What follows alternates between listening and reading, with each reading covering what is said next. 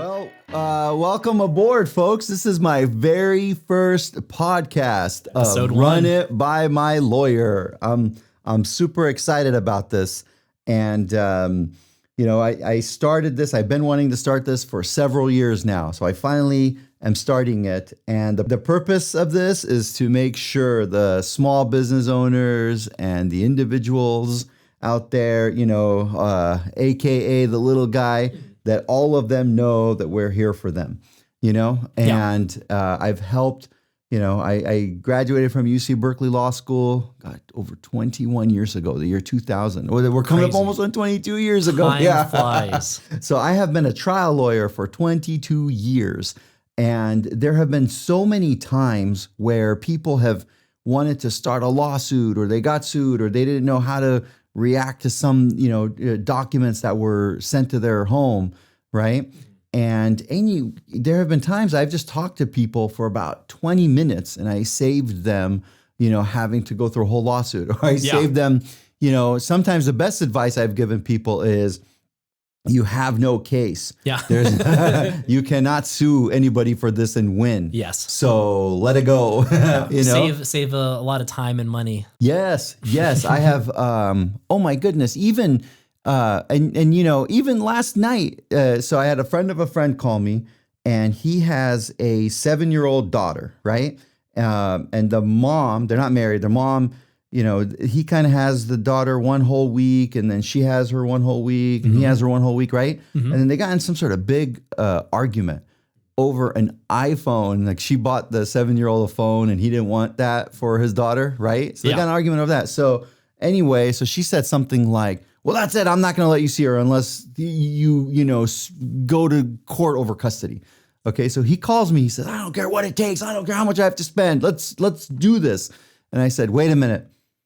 Just see if she maybe give her a day or two. Yeah. Because, and you could tell her, you could say, look, I ran it by my lawyer, and he said, if God forbid we have to sue each other over this, chances are it's just going to be the same schedule we've had for our daughter for the last 7 years. It's just going to be the same thing. So he told me either we could both waste about $10,000 each and a lot of headache, and then it's going to be the same schedule, or we could give it a couple days and just go through the same schedule.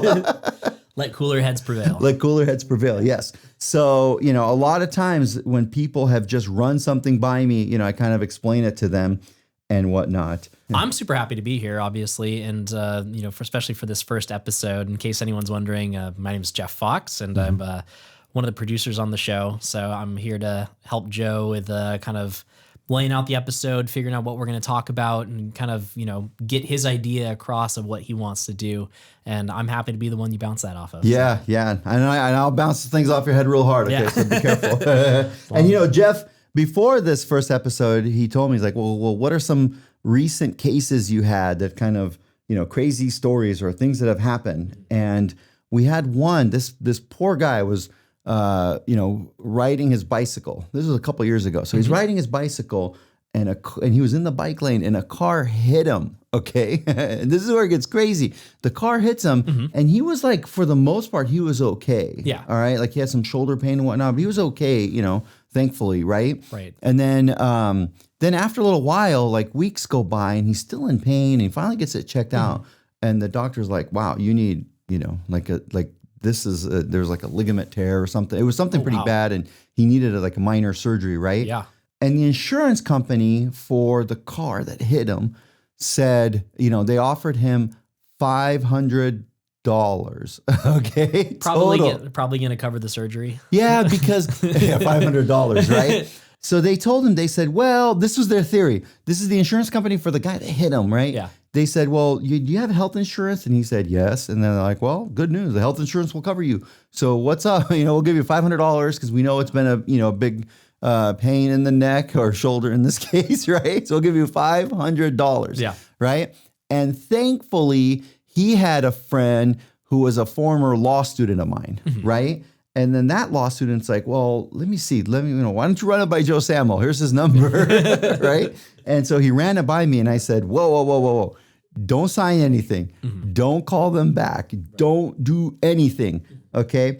And, fast forward about a year, we got him $100,000. Yeah. So it turns out you can't just do that. You can't be like, oh, you're fine. Right. Yeah. No. Not some cases you can. Right. But yeah, we got him $100,000. Now, it's a really weird thing because he would have only got $500. Yeah, that's nothing. Like, so I'm sure that's going to cover the surgery. It probably wouldn't even cover his painkillers after the surgery. Right, because the insurance company was trying to, con him by saying things like, well, you already have health insurance, so you don't have to pay for your health insurance, right? And, we'll give you $500 and this and that, okay? And so after he ran it by me, I ordered the medical records. I spoke to the doctor. We figured out what kind of surgery he needed. And, and it's important. People will say, well, whatever. It's not like I fixed his shoulder, but that money's important because he had to take time off of work. And it's just, is that kind of what this, what the money was for? So, I mean, I'm not legally illiterate, but I'm obviously not a lawyer. Right. So, okay. Yeah. God bless you. That's good. That's a compliment.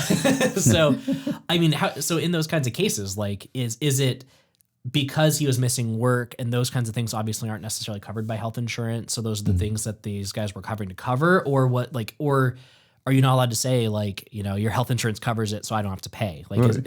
There's in law it's called pain and suffering, and what that means is we can't, it's unfair to the guy. Okay, look, for the rest of his life, he's going to have a little nag in his shoulder, right? Even after the surgery. Have you ever hurt yourself or your friends? Permanent injuries, yeah. Yeah, it's like for the rest, and the guy was 24 years old at the time, right? Yeah. So for the rest of his life, there's supposed to be like a thing there, I have a shoulder thing like that. Oh, you do too? No, ironically, yeah. All right, cool. I can still pull it out of its socket. It's it's really gross looking. How did that happen? Who can we go after? Hey, you know what? I actually brought you here so we could figure out who we can get money for. Let me call my lawyer. Yeah. So and then the other one that remember I was talking to you about. So I have a family who I'm really close with, and their house got flooded. And it was really bad. The mom wakes up one morning, she goes downstairs, and there was about 3-4 inches of water in her kitchen. And water it's like the best thing in the world, and it's the scariest thing in the world when there's a lot of water, right? Yeah. And so it damaged her whole kitchen, and that's a big deal because it was flooring. It was they had this island, and it was, everything was damaged, and even the, some of the the flooring under the appliances in the stove. Yeah. So then for months she didn't have a kitchen. Okay, I even went there one time. She had one of those. It was like a hot plate. You know what I'm talking about? You could kind of the plug George it in. Foreman kind of thing. No, it was like this thing called a hot plate. You can plug it in, and it's an electric, and but it was on the side. It was like kind of like in the living room area, right? And because she couldn't have a refrigerator, she couldn't have anything. Yeah. Okay. Trying to live out of a cooler and a hot plate. Yes. And she has 2 children, a grandson, and her husband, right? They're all living there. So anyhow, the insurance company denied her claim, her own insurance company that she had for 15 years, right? They denied her claim. You won't believe why. Okay. Will you tell me? Yeah, I'll tell you. Okay, because I'm curious. I was going to give you like 30 guesses, but okay, I'll tell you.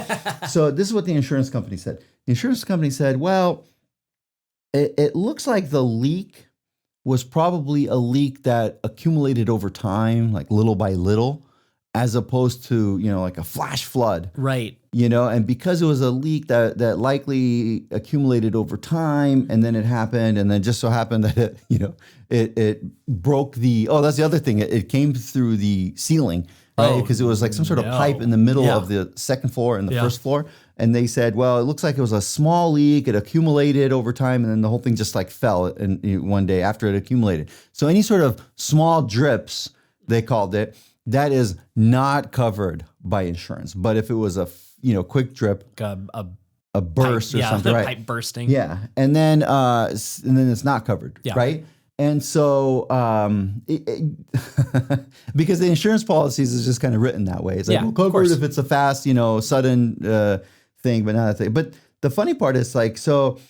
when I got involved, right, I told the insurance company's lawyer, like, what are you guys talking about? Like, how in this world could it have been a small drip where she wakes up one morning, there's 3 inches, and even if it was a small drip, how would she notice it? Like, you know, it's like everything looked fine. And like this is the textbook definition of a pipe bursting. Exactly, right. Or it's like, even if it's okay, but what they were saying is like the pipe didn't burst. We don't know if the pipe burst suddenly or it was leaking over time and the water accumulated between the first floor and second floor. Like, it's just they're thinking like there's 3 inches of water just sitting in her in between her floors. Yes, exactly. Right? It's like we got the flood happened little by little in the past 2 years, and it was just accumulating there, just waiting for the right day. Yeah. And then it breaks through the ceiling, and then it hits your floor. Yeah. Right? And I said, look, even if that's the case, which we're not, I don't think that's the case. Even if that's the case, it sounds like it was sudden flood for her. You know what I'm saying? Man, for that in between, for that subfloor, like, you know, like, oh yeah, that was very, like, you know, it was slow and over time, but for her. Yeah, this guy's, and then. Which is actually who matters. Yeah, and then they wouldn't, even when I got involved and I fought it, they said no. So then we had to file a lawsuit in the state court against them for this kind of breach of the insurance contract, right? And then the insurance company, instead of trying to resolve it, they removed the case from the state court to the federal court. Okay, and it's I don't want to bore you with the details, right? But it's like a jurisdictional thing, and the bottom line is it makes the case a little more complicated, and they do that because in the state court, you need to get, for example, like 9 in a civil case, you need to get 9 jurors to agree on a number, whereas in the federal court, it's like all of them have to agree. And if one doesn't agree, then you don't get your money, right? So the federal court's a little tougher to win sometimes as a plaintiff in a civil case. So anyway, so they removed it to the federal court, and oh my God, so we fought it for, I think, 1.5 years. And all this time, she had to pay all the money out of her pocket to try to get this fixed. And I mean, I'm a big fan of one pot meals, but I don't know if that. Yeah, maybe for a day or two, right, when you go camping. Yeah, she had to get everything fixed herself. So anyway, eventually we got her about $50,000. So she was, she was able to pay. She had to borrow money from her son. It was really bad. Yeah, that's rough. And this is how it was. So it's just. That's why I'm here doing this podcast. Like my goal is for people out there that listen to this. If you have any sort of questions, just run it by me. Something that I could explain it in 20 or 30 minutes. And then sometimes I'll tell people, no, you definitely need a lawyer. And if it's not me, if it's not something I could help with, I could find the right person for you. Right. And sometimes I tell people you don't need a lawyer. You don't need a lawyer. So that's like, because you had asked me, you said, well, what's our goal? Why do you want to do this? So I just want to reach out to everybody and let them know that if an insurance company is giving you grief, if your employer is giving you grief, if I told you how many employers we had to resolve issues with, like this would be a 5-hour podcast every day. Yeah. I mean, someone's got to do this, right? Because I mean, there's going to be so many people out there that they don't know what their options are. They don't have access. They don't know how expensive they might think it's, if I call a lawyer, they're going to charge me a bunch of money. They're going to do all that kind of stuff. So having this option where they can contact you and like you can quickly give them just like at least point them in the right direction. Like I think that's super necessary and super helpful. So exactly. So I'm glad you're doing this. I'm happy. Here, and I'll even my cell phone number 619-672-1741. Call me anytime. And by the way, even when I tell people, I say, listen, unless it's a restaurant bill that you're signing, before you sign anything other than a restaurant bill, run it by your lawyer. Yeah. That's my motto. Yeah. Anything other than a restaurant bill, run it by your lawyer. And my email address, joesamo23@gmail.com. I have an official law firm website, but I love Gmail. I think even that the people feel a little more comfortable. Like, oh, this guy's one of us. Yeah. He's not going to charge me $1 million. Yes. He's not going to charge me $1 million, right? So so that's what I'm very excited that I've helped a lot of people, and it's very intimidating when you go after a big employer or a big insurance company. That scares people. In fact, some people have said to me, they're like, is that allowed? Like, we're allowed to dispute. It's like they because the insurance company said, like, when the adjusters tell you something, it's like, well, this is the deal and this is what happened, and you know, and it's like it's intimidating. Yeah. And some people, when I've talked to them, be like, no, don't agree. I'll like, that's nonsense. That's not unfair. And then they'll look at, like, they get kind of nervous and they say, well, what do you mean we're allowed to dispute this? Like, they don't know. So. Well, I'm glad that someone's there for him, you know, and able to do that for him. So yeah. So we'll see. And if we have any interesting questions that pop up from the listeners, you know, we'll talk about it, you know, next week. And our goal is to, you know, have these out every Monday.